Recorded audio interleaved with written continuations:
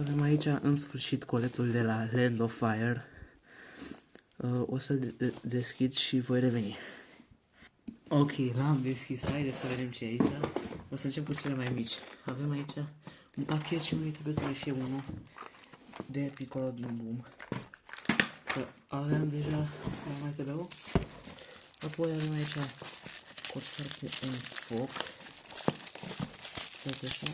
Asta nu sunt pentru mine, dar că am luat pentru altcineva. Dar o să le arăt și pe asta. Corsar din Boom.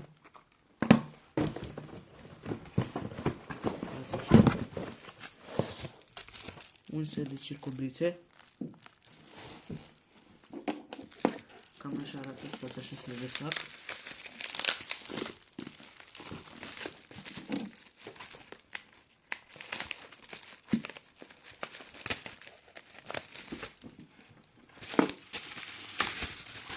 Uitați, am luat din acestea roșii, că cele albastre dădeau fail mereu.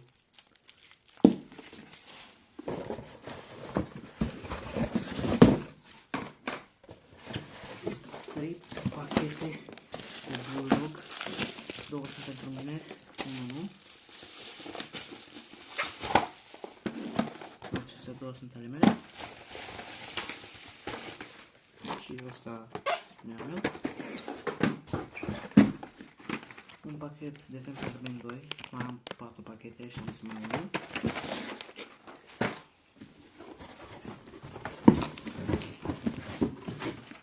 Un pachet de Scream 5. N-am mai avut din astea. Și haideți să vedem cum arată unde. Chiar sunt curios. Wow! Arată foarte bine. Îmi plac foarte mult. Stați așa să mă deschid aici. Mai avem câteva chestii. Așa arată vampire-urile. Stați așa să vă arăt repede și Bulldog-urile. Până când luăm celelalte produse.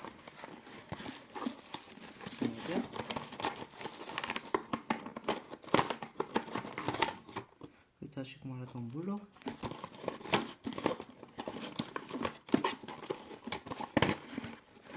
Ok.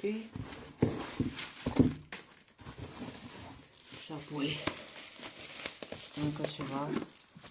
Show 120 și Super Troll. N-am mai avut nimic din acestea. Haideți să vedem cum sunt. Așa arată Show 120. Pachetul e mai mic decât credeam. Dar haideți să vedem oricum. Ele sunt 40 de bucăți pe pachet.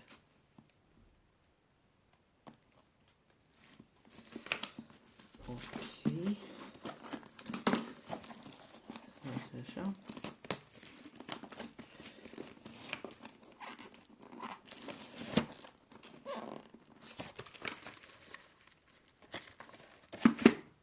Cam așa arată. Foarte asemănătoare cu Bulldog.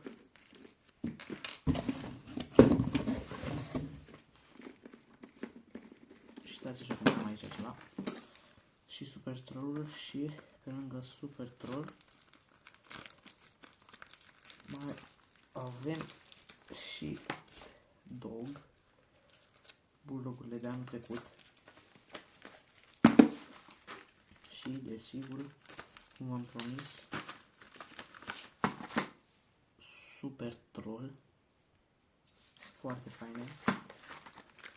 Așa arată cutia. 40 de bucăți, la fel ca Dogurile,